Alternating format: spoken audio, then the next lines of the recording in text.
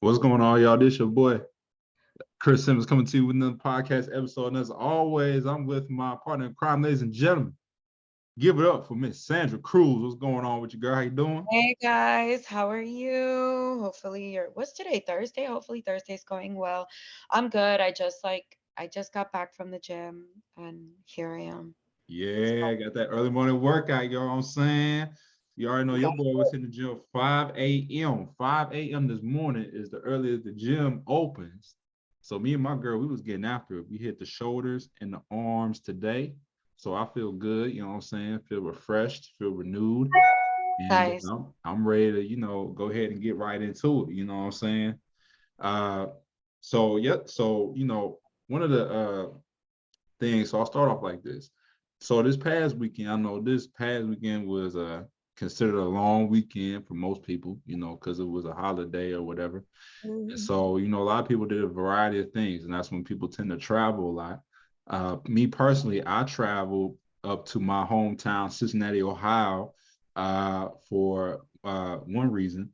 Well, actually, a couple of reasons. One, to see my family, and two, my younger sister, had graduated. So she graduated from the University of Indianapolis uh, about earlier this month. But you know how my parents do; they love to throw parties. So they threw her a graduation party, and I took a flight up to Ohio to be a part of that. So that was cool. Got to see family, got to see extended family. And so, I remember last year, actually about a year ago, when I went through that, you see what I'm saying, and graduated from college and moved down here to Atlanta.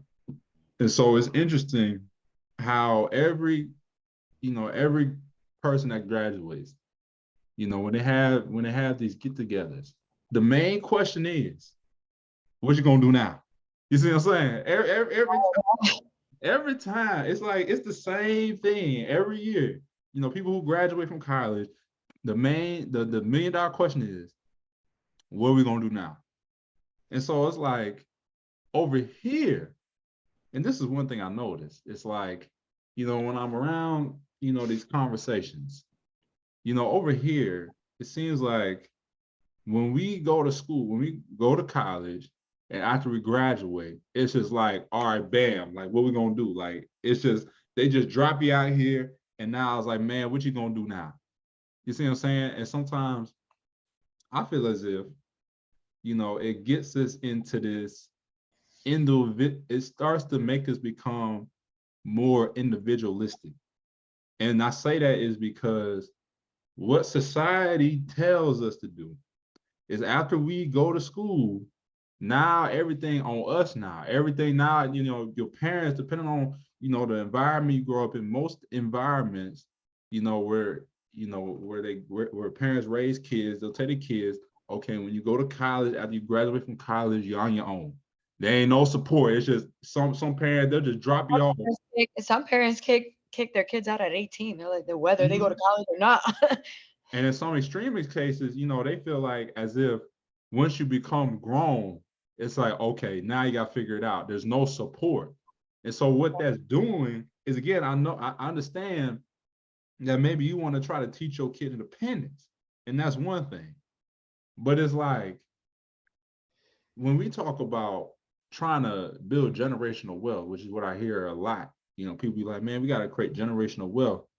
It's like I feel as if everybody, is expected just to start over, start from scratch. Everybody gotta, build themselves up to where if we had a family, if we had our own, if we could go to our own families to where we don't have to necessarily, after we graduate or whatever, or go out here in the real world, we don't have to feel like we gotta start all over. You see what I'm saying? It's like, when is it gonna be to where if somebody needs a job in your family, when is it going to be okay? They don't have to go out here and apply for 50 jobs where most of them probably going to turn them down. Why don't we come together as a unit to where, maybe let's say if you grow up and maybe your family didn't have the resources. And that's one thing. Because my parents, when they grew up, like they didn't have, they couldn't go to their mom, they couldn't go to their dad or anybody in their family to be like, hey, like I need help, like, you know, I need money, you know, whatever. Because they parents was like, all right, yeah, well, you got to go out here and make it happen. You got to go out here and get a job, you know, and start from scratch. But when is it to where we gonna be like, you know what? It don't make sense for, if you got a family of 5, 6, or 7 people. To me, it just don't make sense to how everybody going out doing separate things. To where it's like when they kids grow up and go to college, now they got to start over. So it's like, where's the money going? You see what I'm saying? So I Well, I feel. think that, sorry to interrupt you, but like what you're talking about is a more individualistic society. Unfortunately, the westernized culture, the culture that we live in, is an individualistic society. So, Mhm. you it's a Western culture. So the Western culture is, you're born, you're taught, you go to school, after school, you graduate, then you get a job in what you graduated in, and then you get married, you have kids. That's um, I want to say it's a Western type thinking. Yeah, pretty much. I haven't been to other cultures, although I have seen on documentaries, videos on other cultures. For example, Japan is a culture where kids do live with their parents, even though they may be older in age, until they themselves get married. And in some cultures, you live with your parents even when you are married. Like your parents are involved, and it's a collectivism. It's more of a collective society. So I think that in order to change that, we would have to change the whole concept and the whole mind frame of what the Western society is so used to. And then other factors are plowed into this, because then you have the factors of, well, I may live in a culture where we are collective, but unfortunately my parents were abusive to me, or my parents became addicted to drugs, or they couldn't take care of me, they were too poor. So there's so many factors that can affect being a collective unit, um, or I should say, or why we aren't a collective unit. And it becomes difficult because now, as we're moving up in society, that graduate, get out of school, get a job don't really exist anymore. Mm-mm. No, It and doesn't there's a exist. statistic. There was a statistic that I saw, and you can look this up. You can look up, like, you know, on Google. Go on Google, use your phone, be like, how many students, you know, end up getting a job after college? It's less than 50%, because there's a statistic that says about 51% of college graduates who graduate college. So everybody, so there could be 1,000 students in your graduating class. Only about less than 50% of those students are going to be employed in a job that they actually went to school for. I mean, just take a look at me. I graduated with 2 degrees in psychology. One was counseling and psychology, one was educational psychology, the study of how humans learn. I'm a pure example of that. And Mm. when I got out of school, yes, I did work for a mental health institution for a couple of years, like 3 to 4 years, and that was great. But I couldn't, after that, I left Florida and I moved. And so I tried getting into the field again. It just wasn't happening. So, it took me time to come to the conclusion, okay, what can I do? I had to get creative. What can I do where I can use what I know and what I went to school for with something that doesn't require me to keep going to school so much, because I couldn't afford it. Mm-hmm. I owe so much. And so then that quickly melted away. That whole that I think I was on the cusp of the cusp of that beginning, of where that mentality of that you get a job after you graduate what you studied in. I think that I was one of the first ones to enter into that phase, or because before then, there was there were jobs, and it was a little bit easier for you to get a job in that area. Now that's not happening so much. You see their qualifications and things that they're asking for, and it just doesn't happen. And so again, back to the point of collective society. If we were to have a collective society, I think that could help a lot of the generation coming up. But then that would take a change in serious mind frame. Yeah, and the rabbit hole goes so deep, man. It goes deeper than just, the fact that, when you get out of college is designed to keep us in the individual state. That's why they got, on the mark, get set, go. You see what I'm saying? Like everybody running their own race. And so it's like nobody's really supporting each other. That's why, it's hard, for when people graduate from college, they paid all this money to go to school, and then they get out, it's like they don't know where to go next because they've been taught like, okay, you got to go out here and make it happen on your own. And there's nothing wrong with having no independence. Don't get me wrong. There's nothing wrong with having a little bit of independence. But, it's like when it comes to, trying to support yourself, sometimes it's hard if you don't have nothing to go back to. Because, when you think about, America and all the businesses that we see, all the businesses that we've been taught, oh, this would be a good company to work for, maybe you should work for this company. Like all these businesses we learned in school, they all still around because they've had most of them are family owned businesses. So the reason they still around, like when you see a business and you see it says been in business since 1900 or 1870, how you think it lasts that long? Because they had a generation of families or people continue to keep the business alive. And You so, know, who's I'm not sure if it's family owned, but a prime example is Mary Max in Atlanta. They've I been don't think around since, huh? I've never heard of them. You never heard of them? Uh, Okay, go to Mary Max. Go to Mary Max. She's been around for a long time, like that. I don't know if there's I'm pretty sure there's a family that owns it or somebody owns it, but they've been around for a very long time. They have pictures. From my understanding, they've been around, let's see, uh, since Martin Luther King. hmm. And that's a long time, man. That's over, I'm talking about 60, 70 years, I believe it is, something like that. And so, Yeah. so yeah, that's that. And so like again, like you gotta think like how are these businesses still around after so much time? Is because they've been able to stay around due to the people that has been supporting them all this time. And most of the time, is backed by family. So you think about family owned businesses, you think about the original founders of the business. I was at a dentist the other day, or not Chris, the other day. sorry. I looked up the fact. They've been open since 1945. Go for it. Woo, that's a long time. That's a long time. And see, how do you think they've been around so long? Man, Right. Yeah, that's it. Only takes a force field. If you have unity, you can create anything and do anything. Uh, they put a lot of work into it, but to keep it going and keep that legacy, it takes a lot of sacrifice. And the biggest keyword is unity, collectivism. So mhm.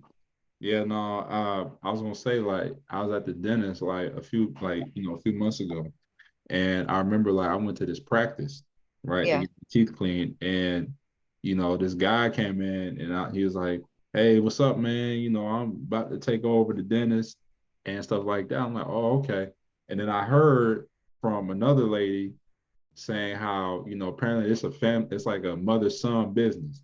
So the Oh, mother was really like the person that's been there for a while, but then I guess she ready to kind of take a step back. So all she got to do is give it to her son. So what does that mean? That son is now guaranteed a position to be able to take care of himself. And see, we I don't feel like we teach our kids this.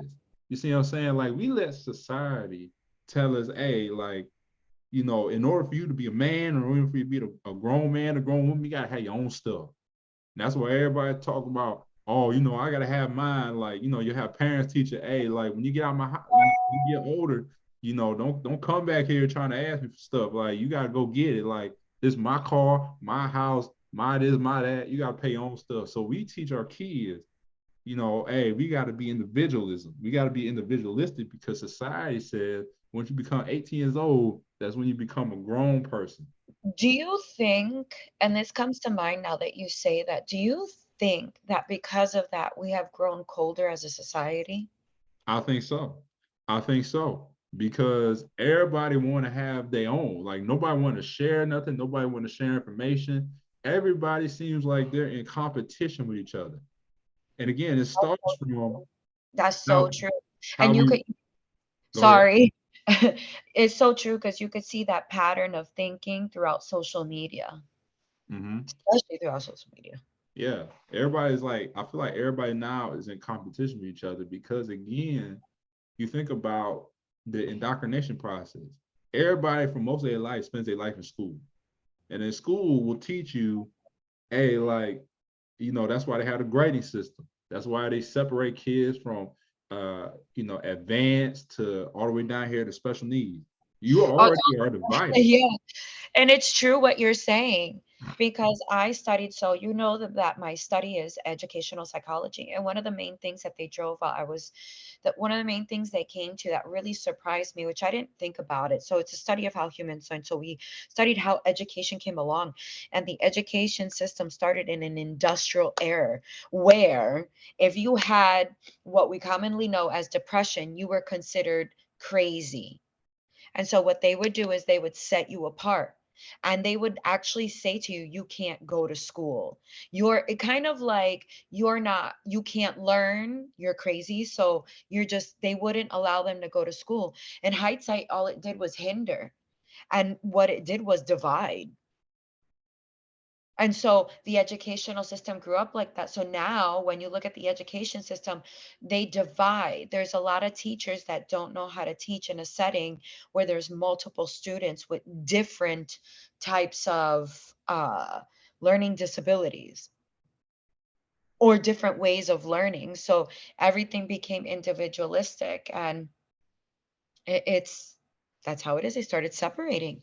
Well, you're crazy. You can't go to school. So I mean, this has been indoctrinated. I don't want to say indoctrinated, but I mean, has been embedded in the system for I don't know how long. It's systematic. Hmm. Yeah, That's why that rabbit hole goes even. That's the rabbit hole. yeah, no, yeah, no, like you said, it goes really deep, man. Because, again, it's like when you think about how we come up in school, we've Yeah. been taught, like, okay, like, you gotta try to outperform. You gotta, be able to be in a certain category in order for you to be in a certain group. So that, like, they in school they always like to do testing. So they always do state tests. Like they tested us. Like when I was coming to school, we took so many dang tests. I'm like, Yeah. why are we taking tests like every year? Like every year we're taking the state test, all these different tests that they came out with just to see where we were, just to measure our progress.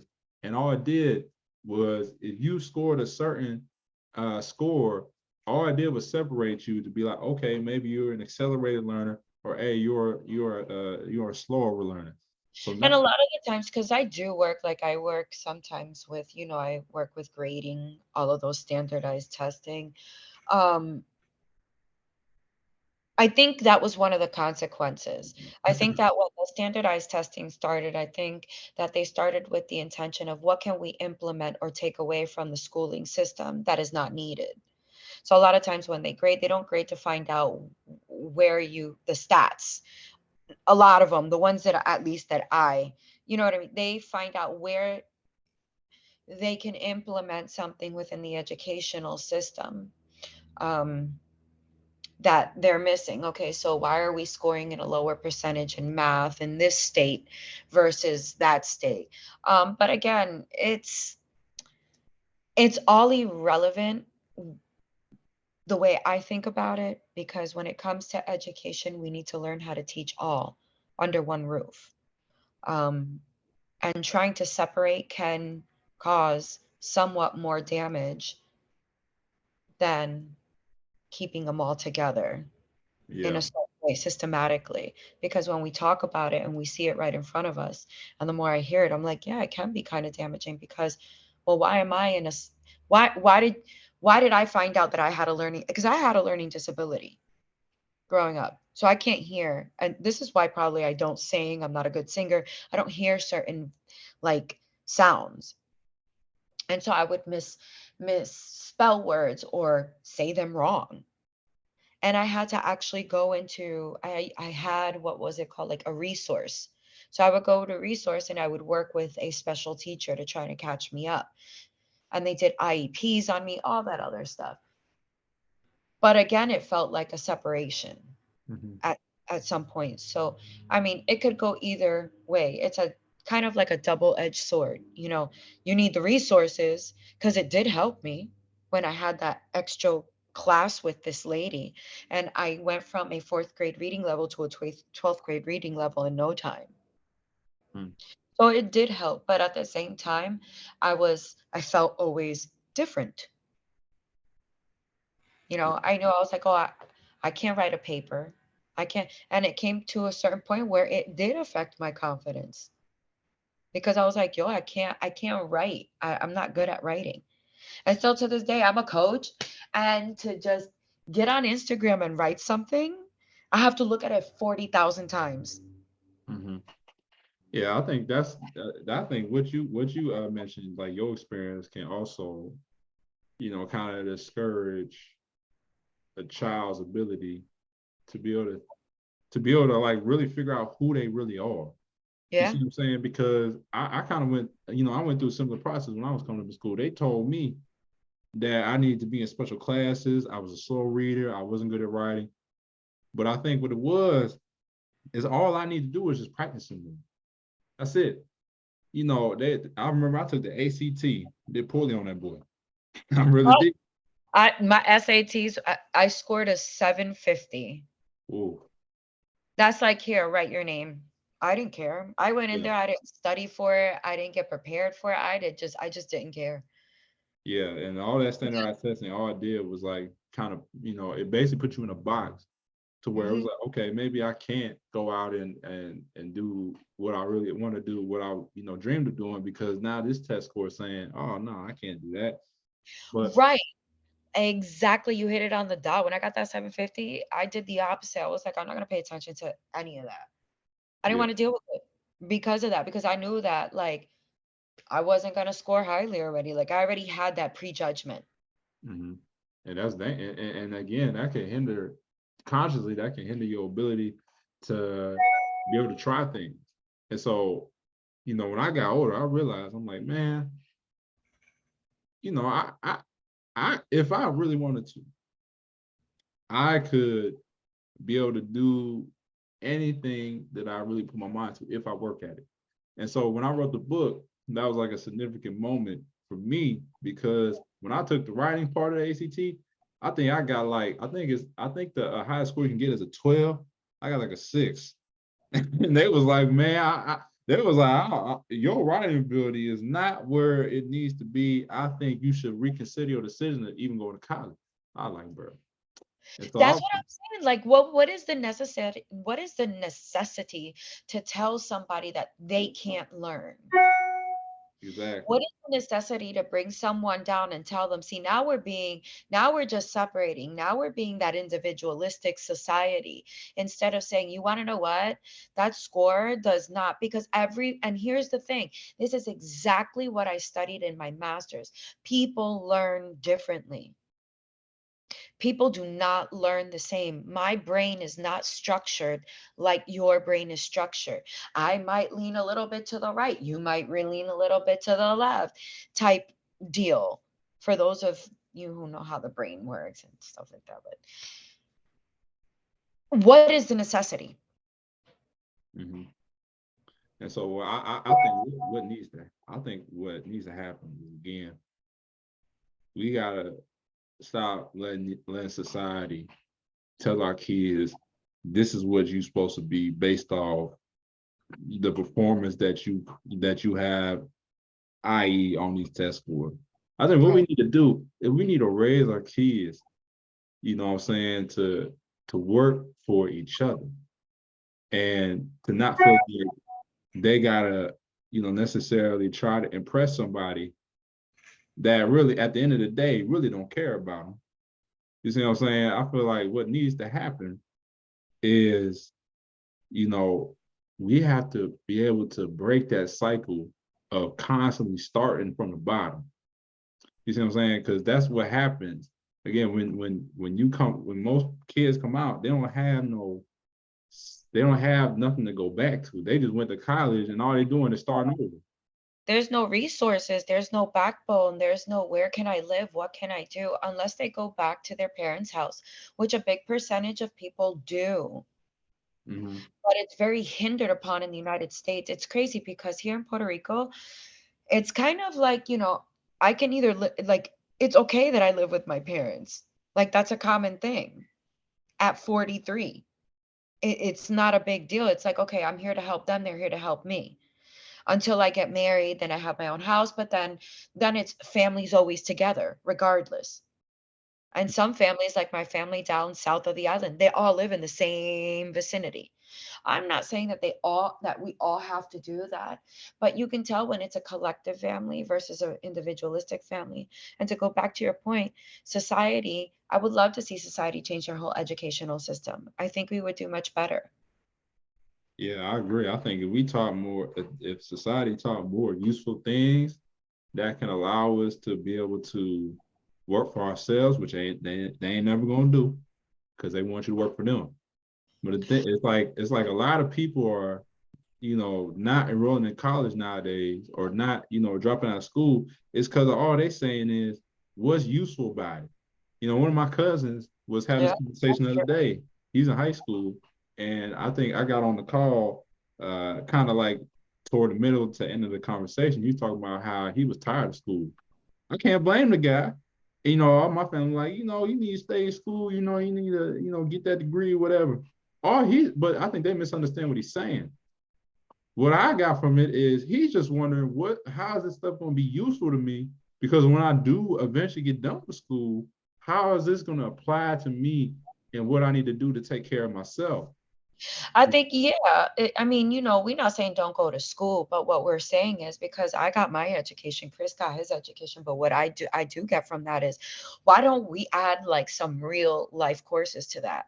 Like the fundamentals of when you get out, how to look for a job, how to search. Some do.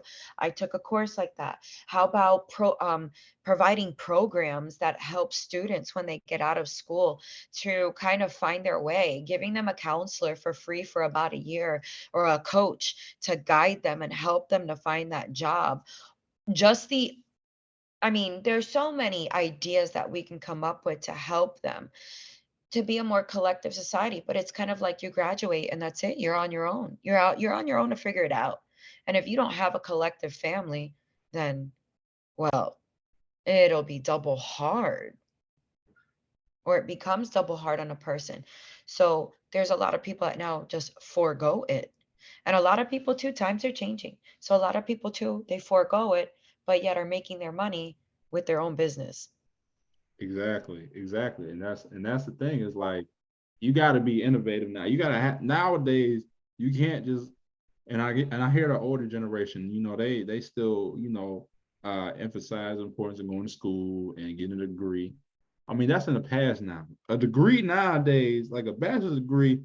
I mean, what's that worth? Like you getting a degree, being able to follow the system. What's that worth? What's that worth? Because now that times are changing. Now you got AI in the picture now. Now AI taking over. So now all these What's jobs, AI? Wait, what's AI? artificial intelligence, Oh, all the oh, auto robots. oh. See, I don't know. Yeah, all the. See, we living in the era right now, and we got 9 minutes left. But we living in the era now to where again you got to have a skill to where you almost essentially have to work for yourself because a lot of these jobs, and you can go on LinkedIn if you don't believe me, you can go on social media, you can go on LinkedIn where you see people posting about their layoffs. You can go on here and see that a lot of these big corporations that people felt like was safe to work for, now they're starting to slowly eliminate jobs because what they're doing is they're putting artificial intelligence in here. And so they're replacing, all they're doing is eliminating more jobs by the day. And so what you think is going to be a comfortable job when you get out of school, that's in the past. You need a skill to where you can't be replaced. And school will not teach you that. And so I feel like as parents, and this is where the collectivism come in, we got to teach our own kids. We got to stop necessarily letting these folks try to teach us what's right and what's wrong. As a parent, that's your job to be able to tell your kid, look, like to be able to show your kids, okay, look, this is the way. Because again, you thinking that these schools gonna teach them this, they ain't teaching it, or else Yes, or else 51% of students won't be unemployed. What are yeah, you no, gonna do? They got to give their kids a foundation. Once you get out of school, give that foundation, push them forward. I mean, when I got out of school, I knew I could go back home. My aunt was the one who said, "Come live in Florida with me." So I lived in Florida for a little bit, but I always knew that I had a soft cushion when I got out of school. And they taught me to be independent, but they also taught me that, well, we're here for you. We're going to help you because we know, that you're struggling. And so if parents aren't teaching that, then, and a lot of parents can't teach that. Let's be honest. Some parents don't have the skills. They're not, there's people who have kids and unfortunately the kids get taken away. They're in the foster system, so many things where they can't be a parent, or whether the kid has had a rough life. Those are factors too which impede their process to being in a collective society because they're just thrown in the system. So this is way deeper than just education. This goes so deep.